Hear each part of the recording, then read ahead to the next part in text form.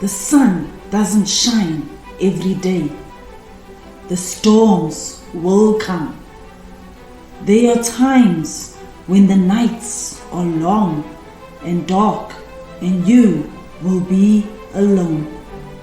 There will be times when the darkness seems to consume everything, but don't let it consume you.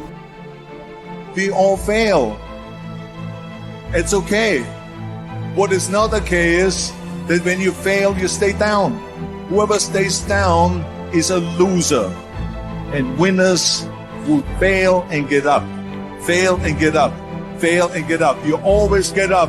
That is a winner. I can accept failure. Everyone fails at some point. I cannot accept not trying. It is your losses that will humble you. It is your losses that will give you a drive. It doesn't matter about what happened yesterday. It doesn't matter what happens to you. The only thing matters, what are you going to do about it? As long as you're here, you have a chance to transcend yourself. You can decide that you're going to stand up to life. It's necessary you take responsibility for it. That you don't give up, that you don't take any objection or disappointment or defeats personally. So yes, I'm in charge here. I'm going to do something about this situation. When you embark this journey, you must know that it's going to go down before it comes up. But when it comes up, it's going to go so much higher than you've ever been. Sacrificing today for tomorrow's betterment. But if you didn't know that, you didn't prepare for that, think something's wrong, maybe it's time to stop. No, it's time to move even further. You have to be equipped mentally to endure this process. Knowing what you're about to go into is step one. Knowing it's an uphill battle, but a winnable one and one that's achievable. Only those who are willing to risk going too far can possibly find out how far one can go. I want to see how far I can go. I want to see what I can accomplish. I want to see what I can do, what I can be, what I can have. I want to see. I don't want to see what I think I can do. I don't want to see what I think is possible. I want to see what my life would look like if I didn't count the cost. Because if you count the cost and you see how much it costs, you might quit. So you got to go in knowing that I don't count the cost. I do as many push-ups as it takes, as many sit-ups as it takes, as many reps as it takes. I pay whatever the price is. You get to a point when you don't count it. You just do whatever it takes to get whatever you want. So you got to consider before you start anything, what is the commitment level? If you commit to something, you don't stop until you win. Wake up in the morning, you rise and you grind. You join that health club, don't quit. You started that business, don't quit. Your mind has got to be steadfast. Your mind's got to be locked in, no matter what.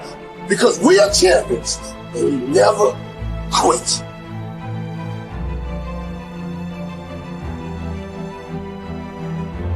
The official definition of self-discipline is the ability to control one's feelings and overcome one's weaknesses.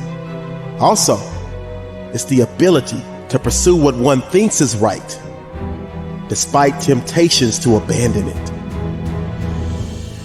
See, the problem with you is you rarely exercise your self-discipline muscle. You just go with the flow. No backbone whatsoever. And that's perfectly fine until you start whining and complaining about your lack of success. Whining and complaining about your lack of progress. Whining and complaining that you're not gaining any momentum and you can't seem to get ahead in life. You're wasting a bunch of percentage here. We have 80 more percent that we're not tapping into because in this other 80% is suffering, pain, failure, self-doubt, darkness, and then a whole bunch of light. But to get to this light, you gotta go through all of this. So a lot of us know that. I can get over here, but over here, man, this is much better because I gotta go through this journey that is not fun. This from 20 to 100%, this shit in between is not fun. So we decide to live over here. So everybody goes, how do you do that? You know exactly how to do it. You know exactly. It's not a magic trick. There's nothing I talk about that's a magic trick. It's all back down to a very primitive mindset of we just have to do It's like breathing. Breathing becomes normal. Like, we don't know that we're doing. That's how you have to live your life.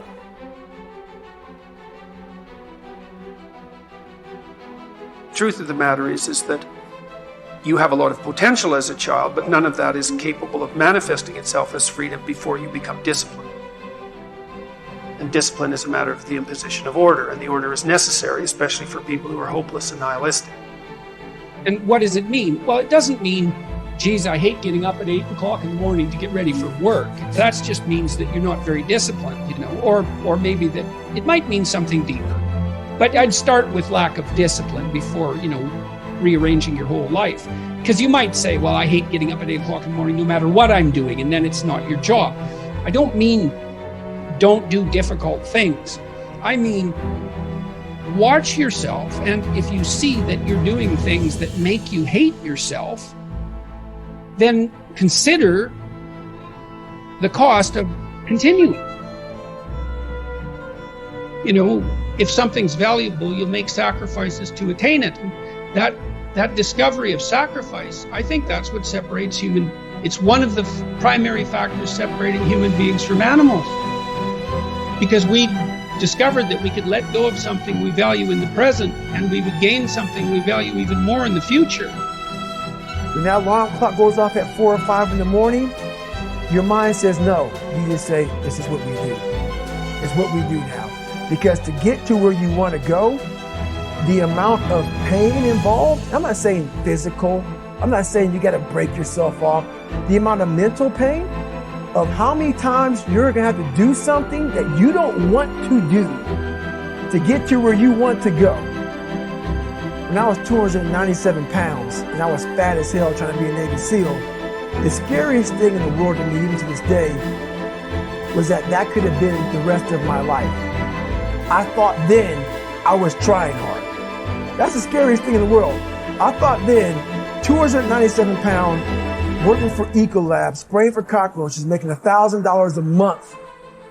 I thought that was me at my 100% potential. Come to find out, a few years later, I wasn't anywhere near that. 106 pounds less, graduate Navy SEAL training, went on to do all these other things. Looking back on that, that was me trying hard. That's why people got to understand what is in us. We have no idea until we start trying hard. And I mean really trying hard, when you're obsessed with, hey, this is my new norm. My new norm is that, wow, this isn't always fun. It's not always meant to be fun. And that's when you know you're trying hard. As C.S. Lewis said, hardships often prepare ordinary people for an extraordinary destiny. People look at their past to decide who they are. People look at their past to decide who they can be. But the problem is, oftentimes, people mistake difficulties, suffering, pain for being bad, being less than, being broken, and it erodes their sense of self-esteem. It erodes their sense of self-worth. But nothing could be more opposite from the truth, because in reality, no matter what you've gone through, no matter how hard it was, all of it was shaping you into the person that you can become. The hardships, the difficulties, the pain, the suffering, all of that makes you tougher. It is literally in the difficulties that you begin to find just how much you're capable of. It's in the suffering that you find out how resilient you are. It's in the pain that you can rise up and get tough. And all of that is going to serve you as you move forward, but you have to know how to frame it. You have to know how to think about it. You have to know that whatever you've been through, that all of it is an opportunity to learn. All of it is an opportunity to grow. All of it is an opportunity to get better, but you have to use it to shape yourself. You have to lean into it. You have to know that the pain and the suffering, all of it is serving you. But if you're telling yourself a story that diminishes you, if you're telling yourself a story that bad things have happened to me, or I've done bad things and that makes me a bad person, then none of it is going to help you. And you're always going to move backwards. And it's going to be this stress and this pressure that's pushing you backwards. Instead, if you could put it behind you, said it pushes you forward, it propels you to be more. And no matter what's happened to you, you can become something truly extraordinary. And as David Livingstone said, I'll go anywhere, provided it be forward. You can't wait for somebody else to make your life better. You got to make your life better.